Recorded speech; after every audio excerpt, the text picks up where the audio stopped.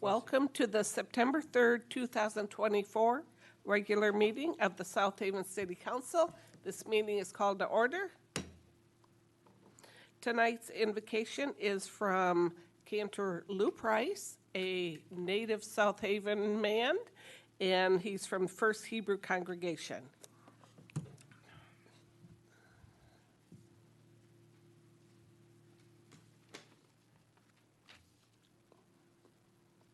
Thank you once again for continuing to invite us to the council meetings.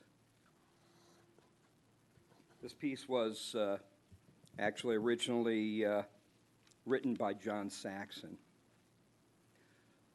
Holy One, known by many names beyond all names, Spirit of life, Spirit of love, Spirit of community, Spirit of justice.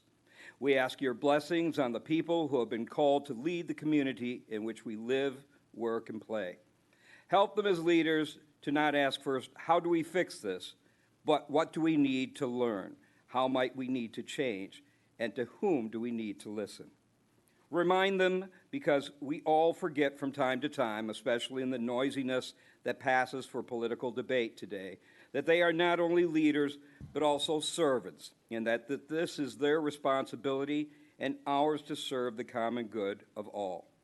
Remind them that no matter where we live, everyone, gay, straight, transgender, black or white, Hispanic or Asian, Muslim, Jew, Hindu, Sikh, or atheist, is our neighbor, our sibling, that throughout the ages, prophets have called the leaders of the people to respect and protect the least of those among us, our children, the elderly, the poor, those who are hungry, those who have no homes, those who are ill in body, mind, or spirit, the strangers, the immigrants in our midst, those who live on the margins, those who are alone, those who are forgotten.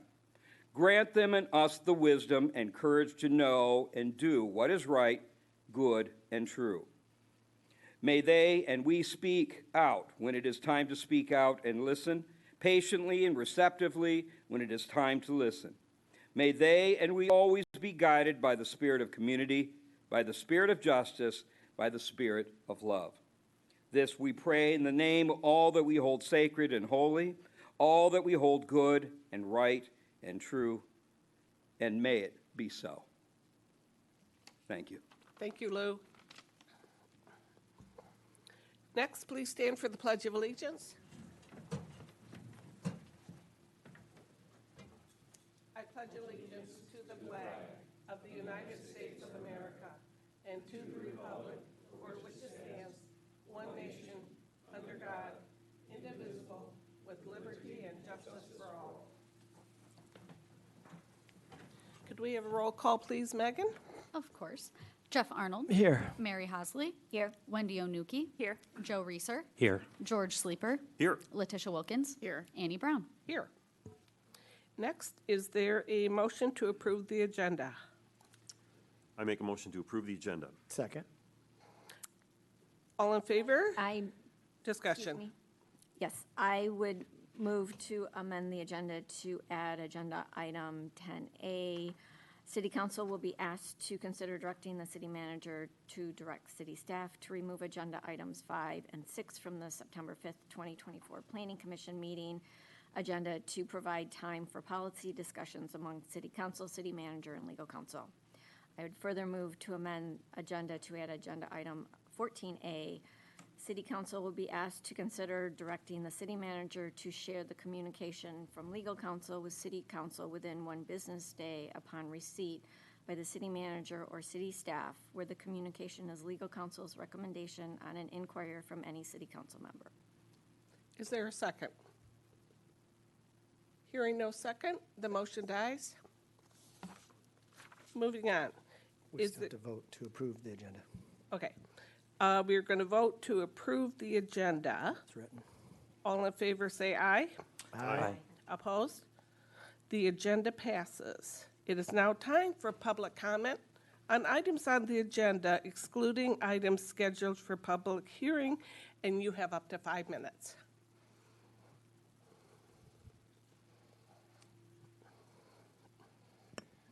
Good evening. Mike Campbell, 216 Erie Street.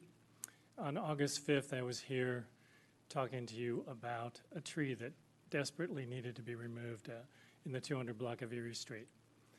I want to thank Aaron and Dana for 4 days later having come out to review the tree. Excuse me, this time is for items on the agenda. This is item 12, Public Works.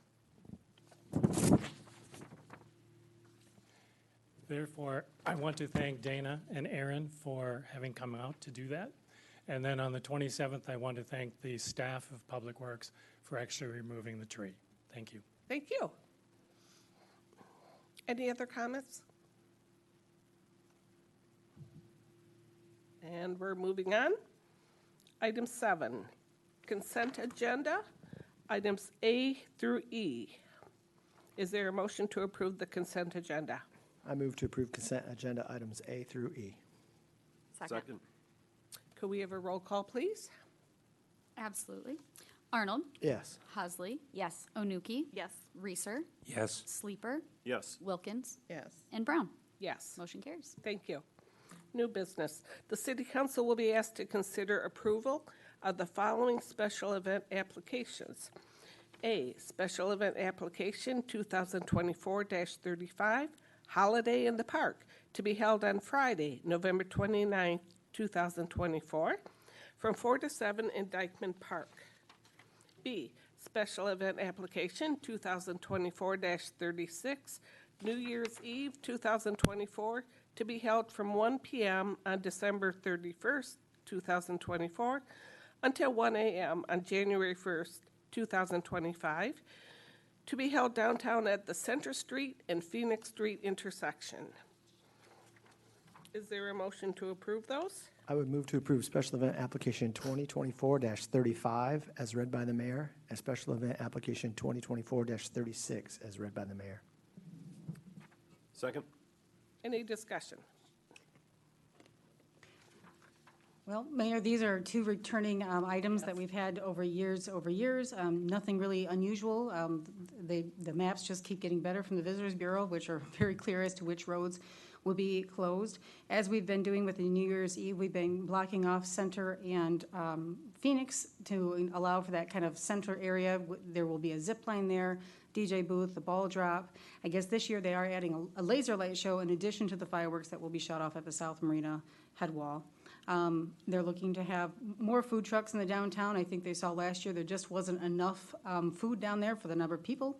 So it looks to be a fantastic event. So that will be the New Year's Eve 2024, and the same with the Holiday in the Park. Again, this is a returning event being put on by the Visitors Bureau. This is where Santa comes, and there is a small parade in the Holiday in the Park. And there's a number of nonprofits that participate, putting up luminaries and things like that. So again, returning events, nothing new here. And they're right around the corner. Yes, they are. Okay, all in favor say yes. Yes. Yes. Opposed? The special events are approved. Next, the City Council will be asked to consider approval of Resolution 2024-38, a resolution approving the transient and seasonal marina rates for 2025. Kate?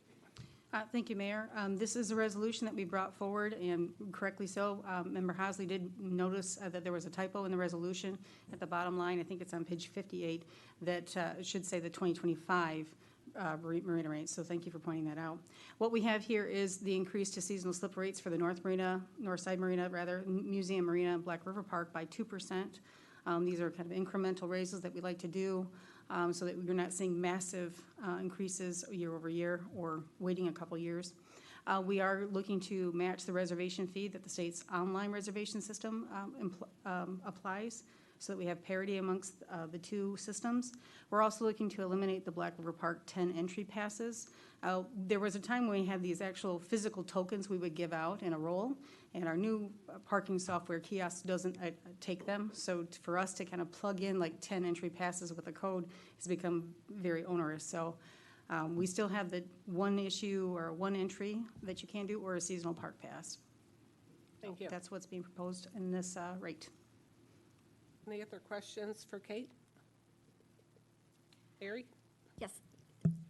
Do you know how many, if if all the slips are filled for 2024, do we still have a wait list? I know that used to be fairly I'm long. not sure if we have a wait list, but there's been always just some of our slips at the north side are not fully rented out. Many of the 60-footers, we have a hard time filling those.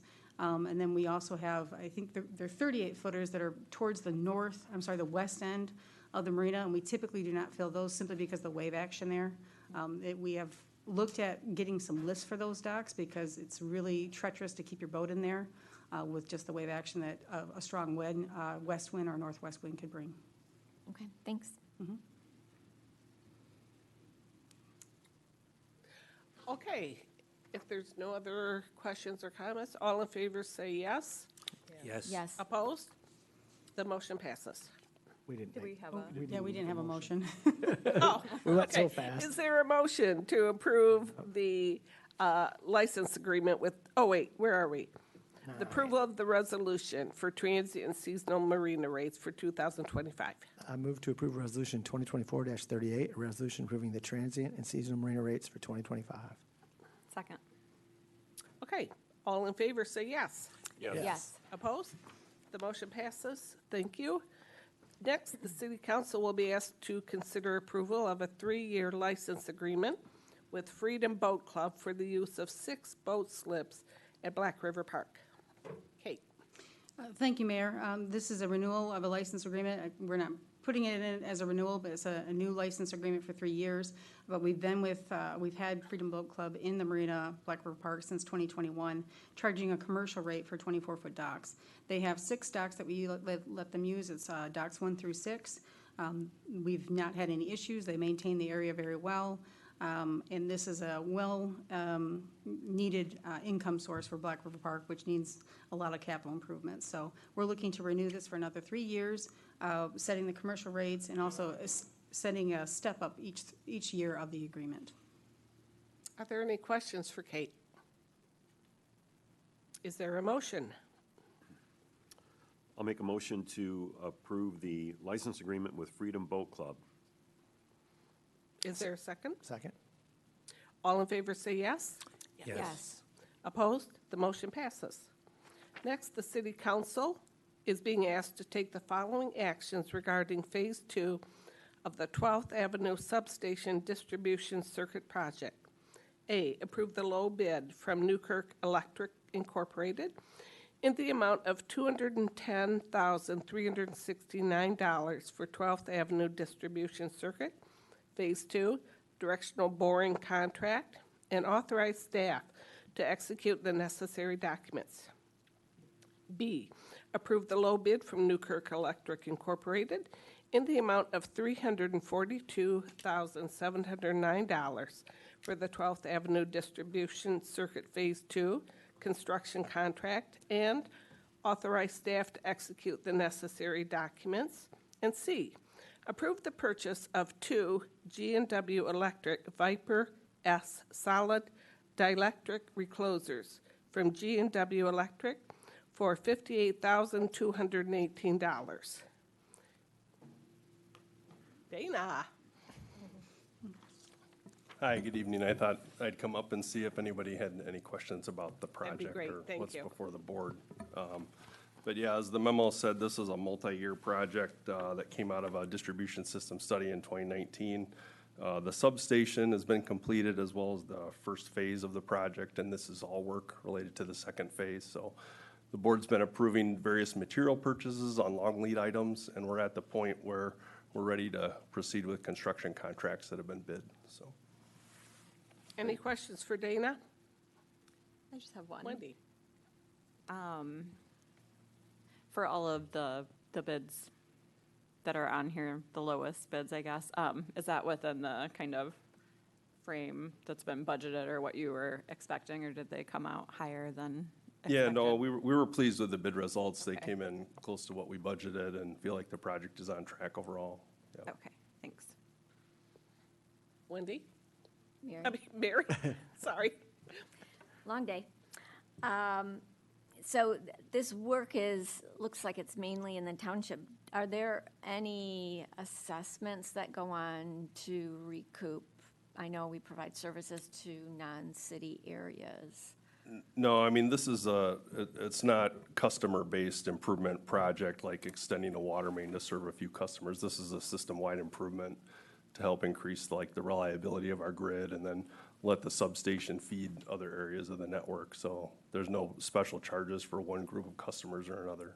It's just what we need to operate the electrical system.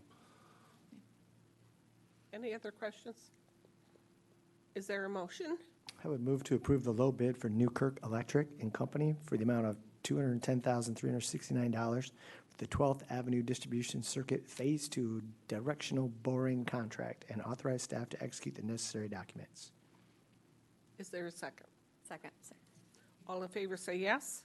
Yes. Opposed? The motion passes. Thank you.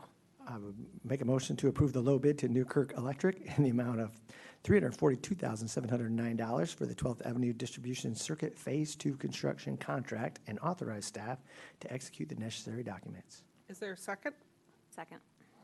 All in favor say yes. Yes. Opposed? That motion passes. And finally, I would move to approve the purchase of two G&W Electric Viper S Solid dielectric reclosers from G&W Electric for $58,218. Is there a second?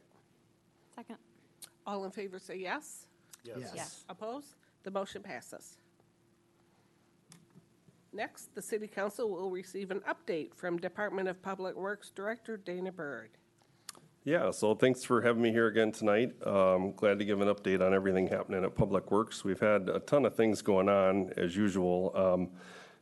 Getting through the first summer season here in town was really neat to see all the staff's contributions and all the participation in the special events and kind of get a sense for what South Haven is about all summer long. So it was exciting to see that and be part of that this year. So I was really excited and thankful to staff for all that they do with all those events. So we have had a few inquiries about our wastewater treatment plant project, and I wanted to let folks know that on the SHASA website, it's shasa.org, that we have posted a project update about the wastewater treatment plant, and we're working on building out that section of the website. So if anyone has got questions about upcoming lead line replacement projects or the old standpipe and the new elevated tank, we'll have a resource there for people to go to and can point people to in the community. So that's one thing we've been working on, is kind of developing these in draft format and getting them ready to post so that as more projects are happening and affecting people's front yards, they have a place to go to for that. So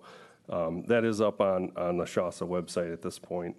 The other thing I just wanted to touch on briefly, it's not a city project, but Blue Star Highway has been chip sealed, is partially completed, and I know a lot of folks have been wondering about what that process is and how long it takes and why are there loose stones everywhere.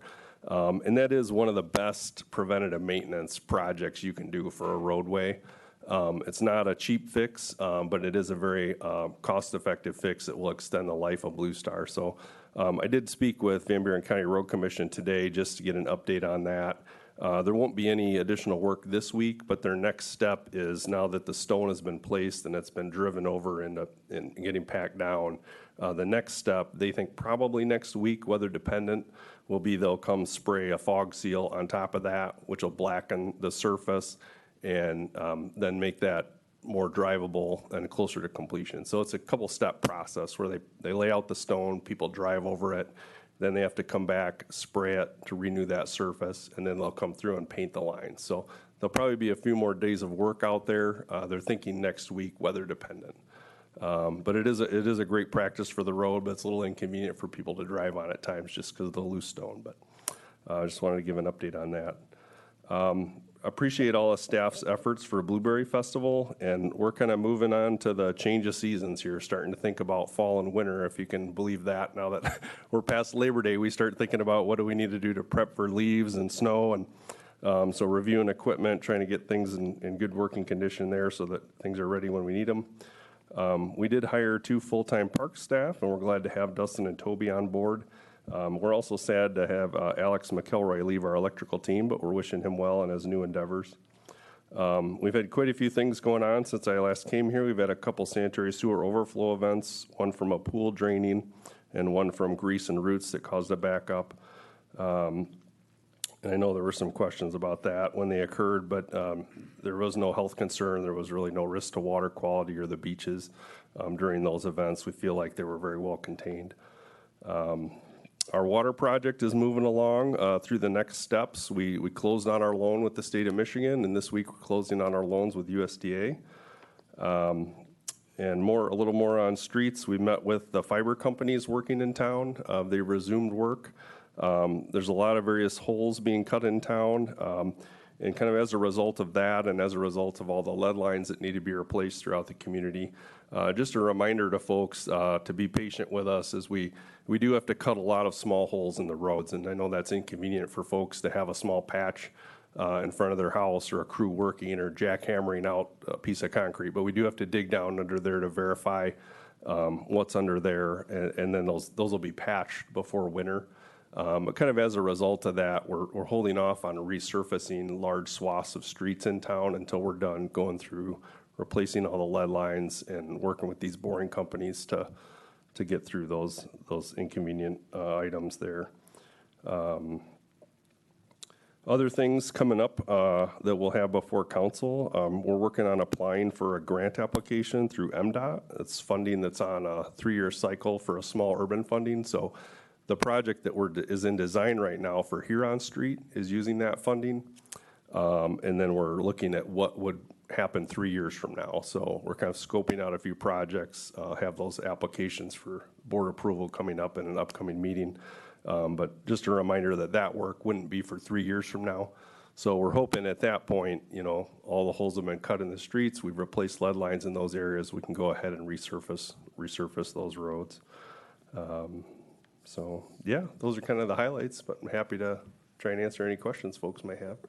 I've really been impressed with all the work you've done on grants and the success that you've received with those grants, so thank you for that.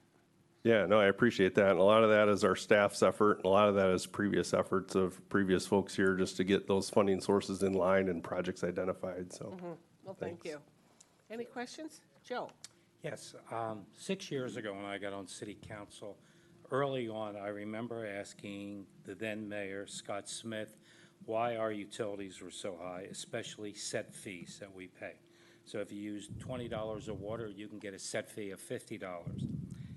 And I remember him saying not only once, but a couple times that they made a decision, the city council and the city, to spend the money, borrow the money, do whatever it took to get our infrastructure built correctly and have the funds for future infrastructure. So I felt very confident about it. Today, and it's not the first time, I had a resident say to me, our infrastructure, Joe, our infrastructure is falling apart. So I'd like to know fact from fiction. Are we in good shape? Are we slowly going in the hole again in spite of all the fees we're paying? So can you give everyone an overview? Is our infrastructure in good shape? Yeah, I would say our infrastructure is keeping pace with the rest of the state. So I don't think we're worse off or better off than most communities in the state of Michigan. I've worked with a lot of various communities on a lot of different asset management plans and trying to, help them figure out what do they need to do long-term over the next 20 years to kind of set their rates. And when you have a lot of physical assets, those have a set life cycle. So if you take a standpipe that you're storing water in, that's the one that we're focused on now replacing. We're also replacing a lot of lead service lines, just to take the water system, for example. But we do know we have a lot of valves that aren't working. We have a lot of old water main that are nearing, 80 years in the ground that have frequent breaks. And so we're continuously reevaluating that. So I would say we're on pace with most of the state. I hesitate to say we're in good shape or bad shape, but I think we're just in line with where the rest of the state is. There's certainly more we can do, and we're evaluating those things at the wastewater treatment plant, for example. We have a lot of rainfall that affects the system. So the flow through the treatment plant, every time it rains, we get a surge of flow through there. And so that's something we're trying to manage. And that's something we can go back up through the collection system and through the various pipes to reduce those sources, because every gallon of water we send through the treatment plant costs us money, takes up capacity for growth and those kinds of things. So we do have some big picture things that are kind of on a 5-year horizon, other things that are on a 20-year horizon that we want to keep our eye on and be continuously reinvesting in our systems. So I think where communities can stumble a little bit is when they take several years and they don't reinvest in their system, and then bubbles can occur where, you know, you have a lot of breaks or a lot of issues that develop all of a sudden, and you're trying to deal with all those at once. So I think the city has done a good job of prioritizing those with our current funding and our current projects. But we do continuously have our eye on what does the next 5 years look like? What does the next 20 years? Those are kind of our typical planning windows for when we look at our rate setting and our rate structure. So let me ask my question slightly different. Are we accruing enough money that 5 years from now, if we say, well, we need a major improvement, water treatment, sewage, whatever, are we accruing money to pay for it? Example, stores, Meijer, when they build a store, the moment they build a store, that store has to be a profit center, and they start accruing money that 10 years from now they can remodel that store because they know it's coming.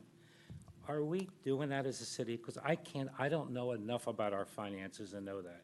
Yeah, we are. We look at that when we set rates on the utility systems.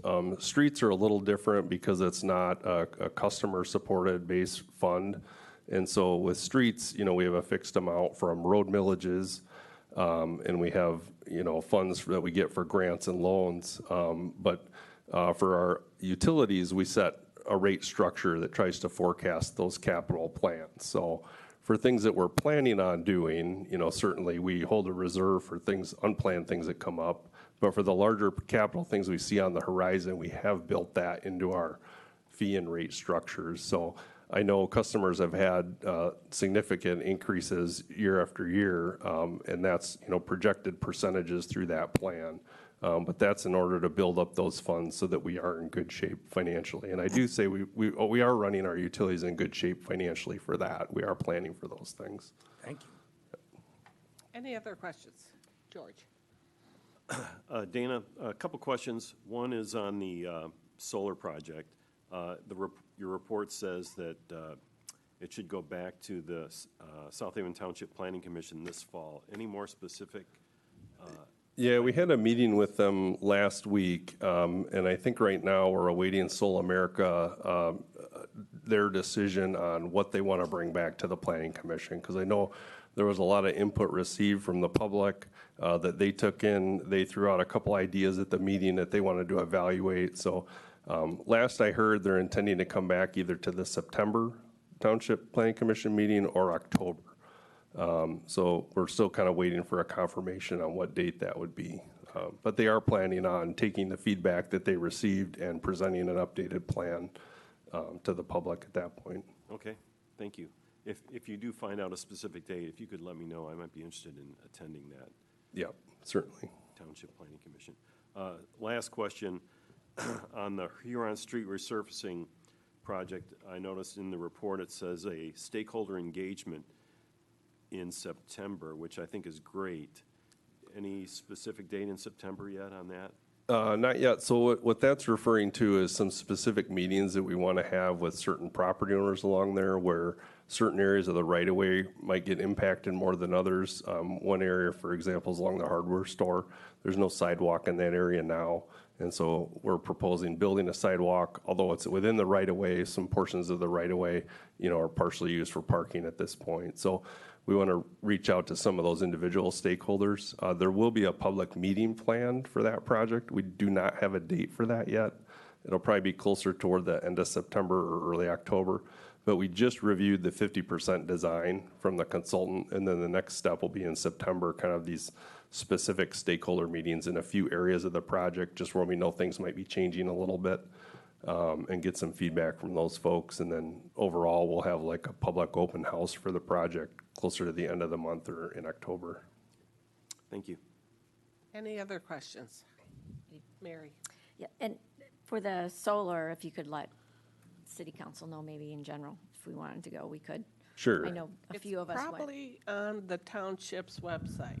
Yeah, I don't think it's been confirmed which agenda it's going to be on yet, though, if it would be September, October. So we'll certainly share that information broadly, make sure council's aware. Thank you. Regarding the infrastructure, so I've also heard about the concern about sewer lines being old, and I think in some areas they're older than others. They get replaced at different rates. And my concern is, I mean, I know of one situation in Ward 1 where, I mean, I believe it completely collapsed and it has to be replaced. So we're staying with, generally with Michigan, but there are certain areas that could be worse. Do you have areas identified that need replacement sooner? Is there a plan for what would be replaced when? Yeah, so we have started developing kind of a routine televising and cleaning program. And I think the city did a lot of that back when they had their SAW grant program. So that was, 3-4 years ago or more now, where they televised a good portion of sanitary sewer. So from that, we've prioritized areas to look at for future capital, like lining. Instead of replacing a pipe, you can basically blow up a balloon inside of it that will prevent root growth and prevent infiltration. And so we have some of those areas prioritized. We have not started a capital project to do that work yet. Currently, we're focused on the wastewater treatment plant, kind of getting through that capital project. And then I think the next round of improvements, at least for sanitary sewer, will be largely based on identifying those failed areas, doing either spot repairs or longer pipe lining. So we are actively kind of identifying and prioritizing those areas to envision the next project over the next several years. How much of the city percentage-wise do you think has been evaluated for prioritization?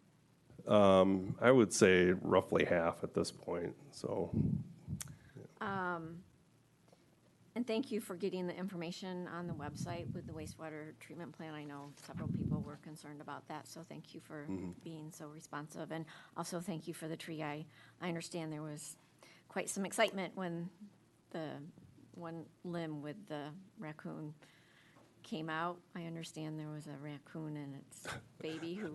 I'll have to ask. I didn't hear about that. That's what I've heard.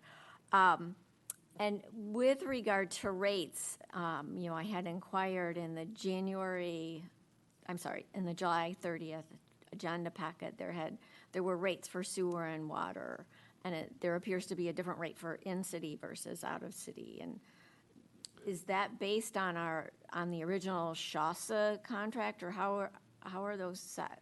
Yeah, I did get that question forwarded to me. I haven't had a chance to fully investigate it yet, but my understanding is it had a lot to do with the different debts that were involved in the system when the systems when SHASA was created. So I'll need to review that and prepare a little more explanation for that. Yeah. Got it. Okay, thank you so much. And thanks for everything the team does. One final question. Does trash fall under your jurisdiction, or is that different?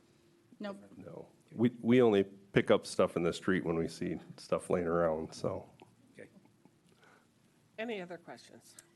Wendy? Thank you. I was just going to ask when leaf pickup starts, if you happen to know. Is it early October? I'd have to see. I don't think we've set a date yet. We have to dig up that press release. Yeah, we'll have to see when it really starts to come down, because we do have the 2 Vector trucks, and what we do try to do is at least get them in the rotation, but I'm not sure when that will be. It all depends on when the leaves start coming down. Okay. Yep. Thank you. Any other final questions? Thank you, Dana. All right, thanks. We appreciate you. Next, public comments. Citizens in the audience will be heard on items not on the agenda, and you have up to 5 minutes.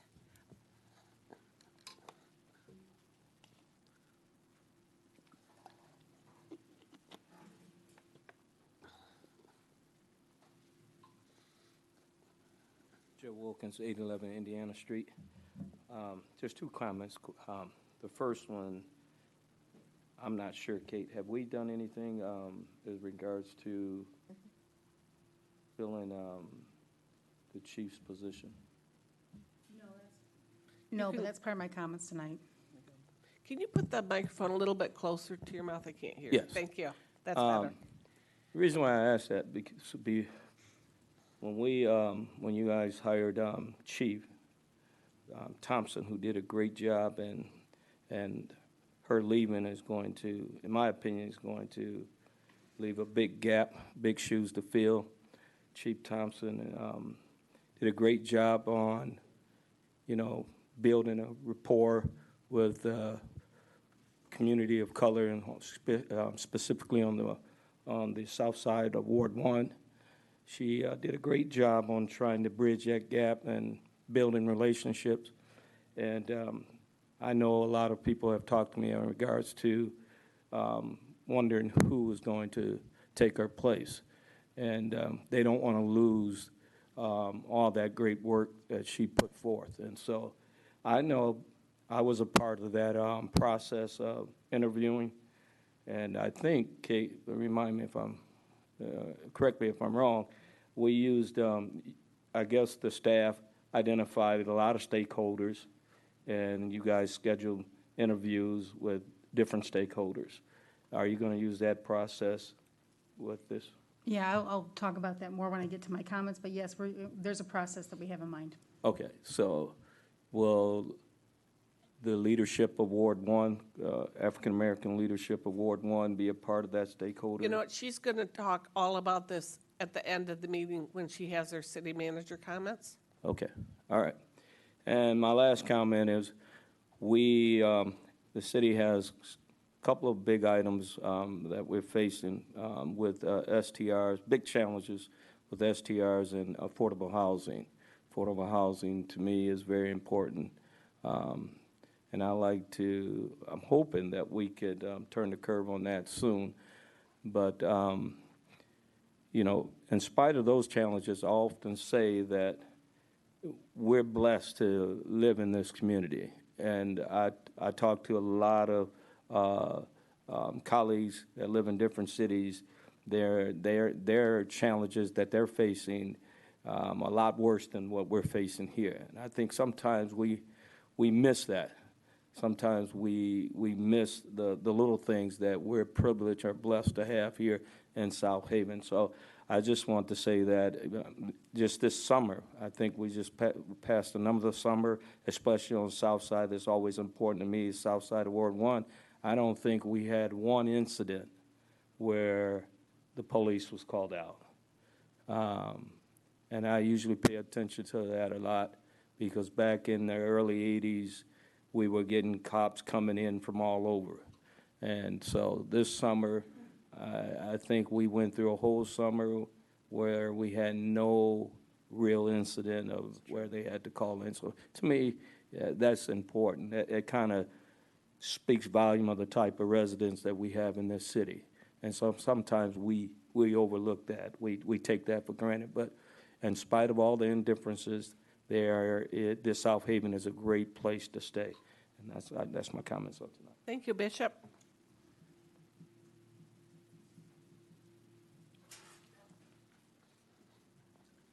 My name is Bob Pratt. I live at 6133 Oak Park Trail in Hazlet, Michigan.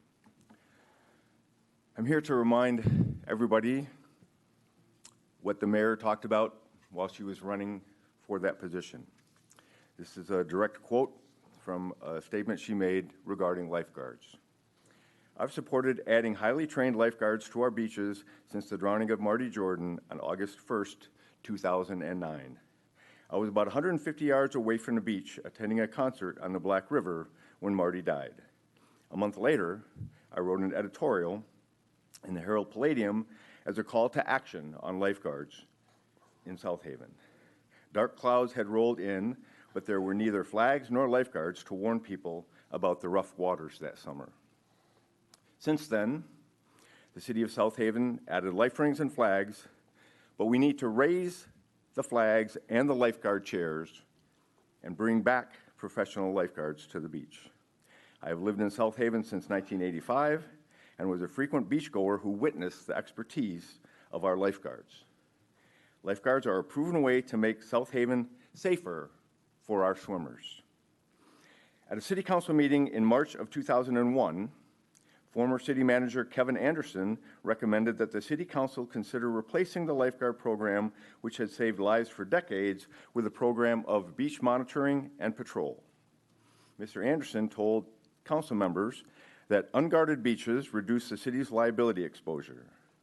As a former school board member at South Haven Public Schools, my mantra was always, keep kids safe. That should be the goal of South Haven, to keep swimmers safe, not to avoid lawsuits. Have our leaders become so fearful of lawsuits that death itself? Guarded beaches reduce death to children and adults. To prepare for my editorial, I spoke with Cam Doherty and Shane Peters, a former South Haven lifeguard. This year, I met with Lisa McDonald and former lifeguard Sean Russell. I've discussed my support for lifeguards at city council meetings, at the Candidates Forum that was broadcast on WCSY radio in July. I have done my research over the past 14 years, and I'm prepared to vote yes on returning lifeguards to North and South beaches when it comes before council in 2024. End of quote. This is a post from the mayor's Facebook page while she is campaigning, claiming that she would have 100% support for lifeguards and that lifeguards were a moral responsibility for the city. 9 months and 1 day ago, I stood before you at this very place and mentioned that the clock was ticking. If you wanted to get lifeguards on the beaches for summer of 2024, the time to act was then. Since then, we have seen the can kicked down the road over and over and over. You've had several experts contact you. Dr. Greg Fields from Holland, who is an expert in beach flags, talked to several of you. Rob Williams, former lifeguard chief from Newport Beach, California, has reached out. You all received in May, you received a letter from Chris Brewster from the USLA. You probably don't know, but Chris Brewster literally wrote the book on beach lifesaving. This is USLA Manual. This is the 3rd edition, and Chris Brewster has been the editor of all 3 editions. You have 1 minute. Thank you. He told you that the USLA was willing and able to help in any capacity. It's been 9 months since you took office and have turned your back on lifeguards. You have not said one word about this 180-degree shift. I believe that the voters, the residents, and the visitors of this community deserve to hear what the heck is going on. Thank you. Any other comments? If not, we will move on. Okay, moving on to city manager comments. Thank you, Mayor. I'll just jump into the first question we got tonight about the police chief search. So we are working with Curtis Holt from the MML, and Curtis does now understand our timeline's moved up. We were anticipating a February retirement, but Chief is looking to retire by October 1. So he knows our timeline has sped up. What the plan is what we have been doing is meeting with Curtis and kind of getting an idea from what city staff and myself and I believe Mayor Brown have all talked with Curtis Holt and kind of shaping that vision about what we're needing from the next candidate. And we have got a brochure that is going to be drafted here shortly and then posted. The idea that when that brochure goes live, we'll have 3 to 4 weeks of securing or soliciting applications for the next for the next chief. And that will, like I said, stay open. When the candidates start to apply, Mr. Holt will do the initial screening and we'll be developing a short list of candidates for council for our consideration. And when we get those names, what we'll do is we'll start holding interviews with and have semifinalists participate in an informal meet and greet that we did with a number of folks around town, many stakeholders that I think are kind of critical to making sure that we have a successful police chief. So we would that would be definitely part of the process, is having those meet and greets with several stakeholders of the community. So I do anticipate that. The idea is that, as also part of that, we'll provide Mr. Holt with that feedback. And then once a candidate is selected, Mr. Holt will do the pre-employment screenings that we have to do with every candidate like that.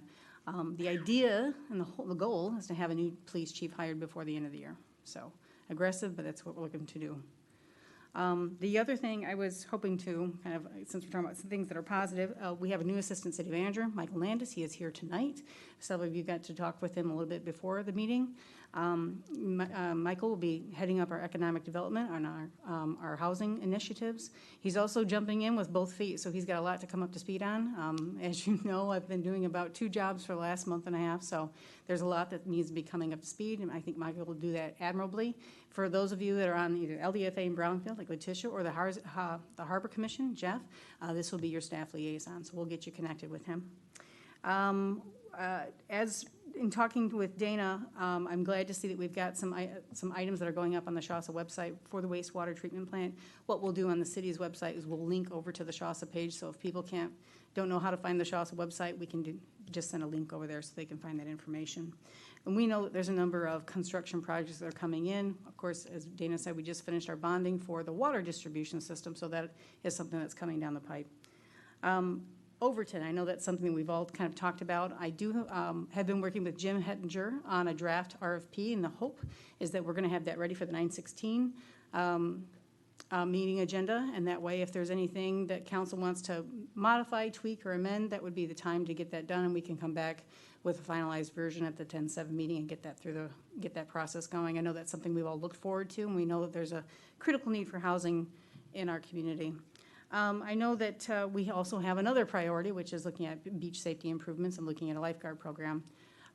Myself, city staff, we've reached out to a number of organizations that do create lifeguard programs, and we've reached out to 4 and heard back from 3. I'm happy to work with city staff and bring a proposal to council in October and see what that would look like and have that done.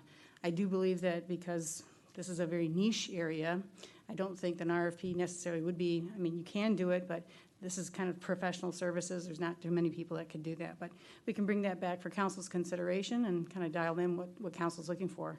Definitely want to set the goalposts, making sure that we're shooting the right shot. So those are my comments. Thank you.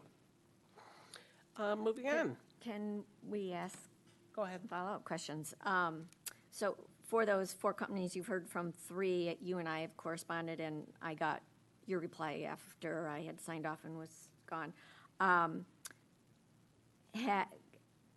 So you had asked if I knew of any entities to include for that.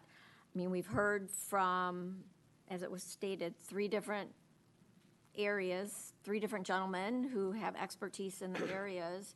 And my inquiry was, of the 4 companies, how many have expertise in setting up open water where there's structural current, offshore current, and rip currents to deal with. I took a brief look at them, and it looked like they had a lot of pool experience. It wasn't clear from a very cursory view how many had the open water aspect that we have, which is more like an ocean versus a lake or a pool.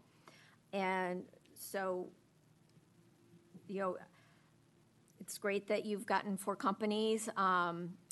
What I would like to do is get more input on, you know, like I said, which 4 have the most experience with open water and dealing with safety with those unique situations to South Haven with our pier. I'm sorry, what was that? Of the 4 companies, as I had indicated, questions that I would ask is, of those 4, how many have experience with the unique situation with our pier, our structural currents, longshore currents, offshore currents, and rip currents? I don't have that in front of me, but that'll be something we can bring back to council. Because I think that's critical for us to get the ball over the line, to get something that will be unique for our unique situation with those criteria. Any other questions? Yeah, so I just, so if we're looking to fill the police chief by the end of the year, what, do you have any game plan for the interim with the earlier retirement? Nothing I can share at this time. Okay. And look forward to the RFP in September. Thanks. Oh, so I had a few outstanding items.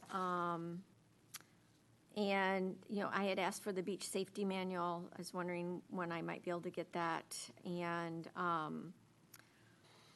also, I know you've been busy this summer, but we haven't had our last Code of Excellence Committee. We had to cancel the first one. You had a scheduling conflict. I had something for the third one. That was back in June. Do we have a date? No, but that was on my list. I know that Jeff's back in school, so our timeframe is probably a little condensed, but that was something I wanted to reach out and have us get that done, because I know that once we have that final meeting, I know we'll want to have a work session with council and review that document. Okay, and then also I was just curious, so we have Gratius for our STR enforcement. Do you get I'm sorry? the Gratius, or however, the Granicus? grant, thank you, for the STR enforcement? Do they issue monthly reports, or? I'd have to check with staff. Because I think that would be something that we could benefit from, knowing what kind of calls are being, violations are being alleged and complaints are being lodged. Okay, I'd have to check with staff. I'm not sure if we're receiving a monthly report, or if the data is just there. I know that people have FOIA'd the call logs from the STR hotline, and that's still FOIAble. So I guess I'm not sure if there's an actual produced report, but I'm happy to check with staff. Thank you. Any other questions for Kate? I do have a question. Yes, ma'am. So the chief is done October 1st? Yes, she has escalated her retirement plans. She's looking to spend more time with family, so she was going to give us till February, but I think that she's kind of gotten that, oh my God, there's a light at the end of the tunnel kind of look, so we are looking at an October 1. So I believe her last council meeting would be the 16th, so I want to make sure that she's available for that, because that would be her normal time to give an update, so we'll see what's going on with that. And so, in knowing this, does that mean that you have to speed up the process as far as interviewing, or are you still going to go? We did have a more relaxed schedule plan with February, but when we knew that her plans had hastened, we reached out with Curtis and kind of condensed that time frame. So that is something we are adjusting to. So She does have an assistant, doesn't she? she does not. So it's her, and then we've got sergeants, and then we've got non-uniform staff. Do we have Mary, the? Do you have thank a question? Have the 2 officer positions been filled? Is that hopeful? We have Because them she's posted. short-staffed, We have right? not filled them, no. That is going to be an ongoing issue that most of the state of Michigan, I'm going to guess nationwide, are going to have an issue with. And sergeants also have. We have not backfilled the sergeant's positions, no. Any other questions for Kate? Okay, moving on. Councilperson comments. Letitia. Well, I just want to say thank you to everyone for coming out, and thank you for the update that I heard from, I believe, Dana. And I also wanted to say thank you to, I believe it was the South Haven Utility Department that worked on our driveway for the last, who is it? Public Works. I'm sorry, I'm talking across the room. Public Works for the last 3 weeks, but they did a wonderful job of fixing everything back up. And so thank you. And as you all know, me and Mr. Arnold, summer is over and we're back to work, and we're happy to be there. Those are my comments. We're happy to have you there. Thank you. George. I also want to thank everyone for coming and for watching, if you're watching online or on the TV show. I got some feedback about, and I should have given this when Dana was up here, but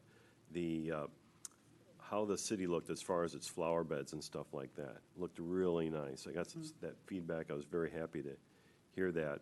And bittersweet moment happened today. I was downtown, and I saw someone starting to put up the lights that make the city so pretty. unfortunately, it kind of is another reinforcement that summer is over. But that's my comment. Thanks. Joe? It may be because we're having beautiful weather recently, but it seems like everywhere I go, people are saying how they love being in South Haven, especially the residents. And I want to make a call out. We are very fortunate. We have the South Haven Theater Series. And last Saturday, I was fortunate enough to go, and they had a play called What the U.S. Constitution Means to Me. And it was excellent. But what I really want to talk about is they had a professional actress, which you would expect would be good. But what was amazing to me, absolutely amazing, I've talked to a lot of people since, is they had one of our high school students, and I'm going to try to say her name right, Claudia Fedorovich. You said it right. I say it right. She was in the play, the last quarter of the play, and I defy anyone to know the difference between the professional actress and the student of our theater in South Haven. She was amazing. And the school should be so happy that this is what they're producing. The parents should be thrilled that their daughter is able to do it.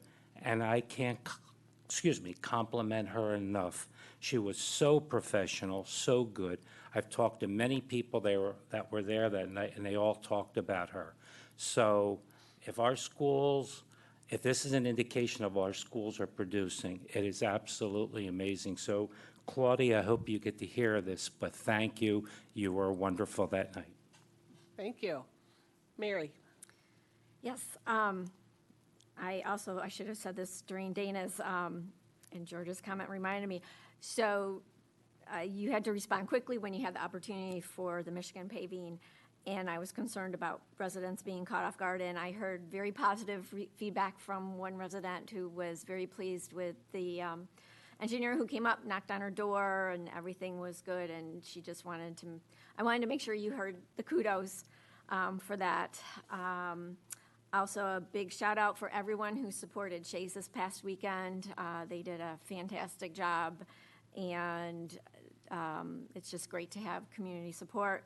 I'd like to thank everybody, and also our first responders who responded to the incident earlier today, and just everybody who came out today to talk to us, and also for the perseverance for beach safety. I know people are getting frustrated. I look forward to having a proposed plan of what a lifeguard program would look like, and getting input from those experienced with open water lifeguard programs. And thank you, everyone, for commenting, and have a safe week. Anything new with the Airport Authority Board? No. Wendy? Well, I feel like we're all kind of in a happy mood here, because I just wanted to add on to like the positive things about South Haven. My sister and niece came to visit us on Sunday, and we walked around downtown and went into a bunch of the stores and went down to the beach, and the splash pad of my niece just had the best time, and it felt really magical, and it's kind of fun to just see South Haven through someone else's eyes. It just, it does remind us how special it is to live here. So that was fun. And I am happy that Kate touched on Overton and beach safety and lifeguards, seeing those come up on the horizon. I am excited to move forward with those. And then just in regards to the police chief search, kind of echoing what Bishop Wilkins said, I feel like we've been so lucky to have Chief Thompson, who really does embrace, being a part of the community and being fair and equitable. And I feel like, sometimes in other places it can be a really charged and scary and potentially violent situation. And we've been really lucky here in South Haven, and I think Chief Thompson is a big part of that. So I am hoping that whoever fills her shoes will live up to that standard that she set. And last thing, just speaking of small town charm, my perhaps favorite parade of the year, I think, is coming up on Thursday, which is the tractor parade through town. Oh, yeah. So I don't know how many people come out for it, but it's super cute. They leave from the Flywheelers and come around down Phoenix and to the beach. So if you're available to come, kind of check them out and cheer them on. It's fun. Thank you. Yep. That's a good reminder. Jeff? My comments, just want to dovetail on George's comment that summer's over. Proof, the high school has its first home football game Friday, 7 o'clock, Radcliffe Field. They're playing Holland High, and in my tenure, we've never played Holland before, so they're a big school, so that'll probably be a tough challenge. But also your first chance to see the Purple Pride Marching Band and their new show, so come on out to Radcliffe Field Friday night. Thank you. I just want to piggyback on everyone's positivity. 2 weeks ago, a man in the audience told us that South Haven is dying. He's wrong. South Haven is not dying. We are thriving. Since January 1st, South Haven has been awarded about probably more than $2 million in state and federal grants. We're living in a city where manufacturing is thriving. W.R. Grace expanded, and as the ribbon was being cut, they were already planning their next expansion. They are here to stay and have almost 200 employees, most of whom live here and earn good wages. Last week, Kate and I showed Senator Gary Peters' staff assistant what's growing at Spencer Manufacturing and Lake Michigan Linen Service. Spencer's used to make 5 fire trucks a year. This year, they will make 80 trucks that will be delivered across the United States. They started small, and now they have 65 employees. They're hiring more. No training is needed, so if you need a letter of recommendation, call me. Lake Michigan Linen Services has moved into their 3rd building. They are outgrowing their buildings faster than a middle schooler outgrows their jeans.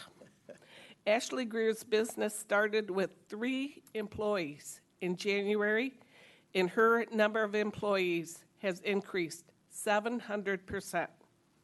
Holtec, as you know, has recruited more than 240 workers, bringing their workforce to 470, and by the spring of next year, they are hoping to have 600 workers. Some of you have never stepped foot inside of Lincoln School, but this year it is packed, it is filled to the gills with students, and they are interviewing more teachers next week. This was one of our busiest summers, thanks to tourists who brought their families, friends, and credit cards to South Haven. And finally, I want to thank our city staff and our city workers who worked all summer to make South Haven a wonderful place to live and work. We are not dying. We are thriving. Thank you. And if there's no further business, this meeting's adjourned.